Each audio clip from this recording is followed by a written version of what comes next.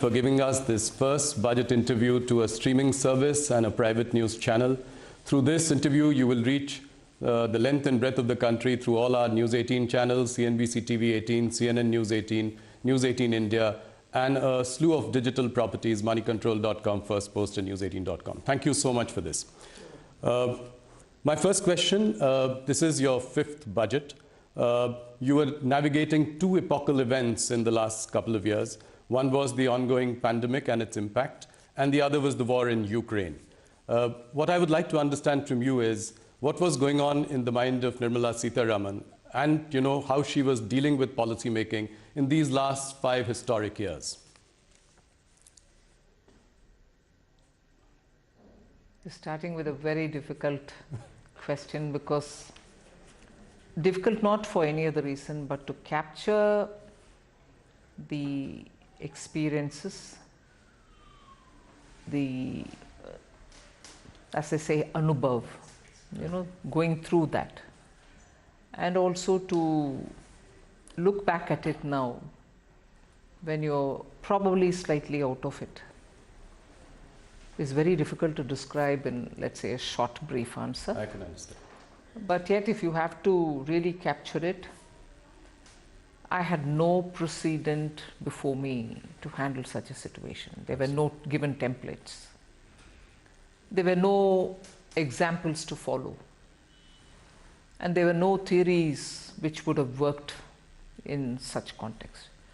So essentially, we were going by continuous conversation with all kinds of stakeholders.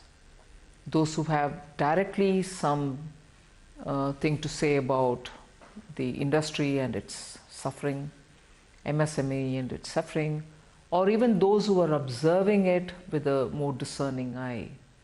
So we had to engage in conversation continuously with all people, take their view, weigh it for ourselves to see which one is all right, which is more suitable for us and which is not. Yes.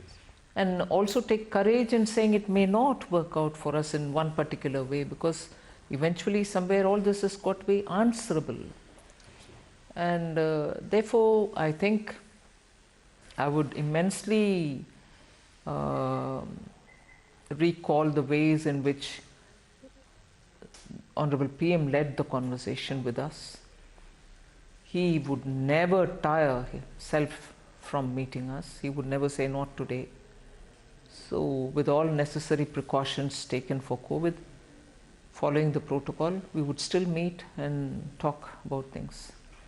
But eventually, whatever has been at that time decided and put out as schemes, one thing which was not so much relevant for dealing with the pandemic itself, but yet had to be done, was not to let go the opportunity to continue the reform process. Yes.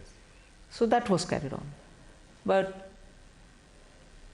we may do so many things. We may have a stable leadership, clear-headed leadership, which stands by us and gives us the guidance under the Prime Minister. And we may come up with the proposals and also launch some specific schemes at that time to benefit, to give relief, and so on. Eventually, it is the way in which the people of India have absorbed it all. Absorbed it and found best ways to go around it with this kind of a succor which is coming from the government, or some hand-holding which is coming from the government. May not be adequate, but so the credit goes to the people of India for having so been in clued position with the government's every decision making, and kept pace with it all. And that is why today we are where we are. Entirely the way in which people of India have absorbed whatever has been done from the government side and put it to effect in the ground.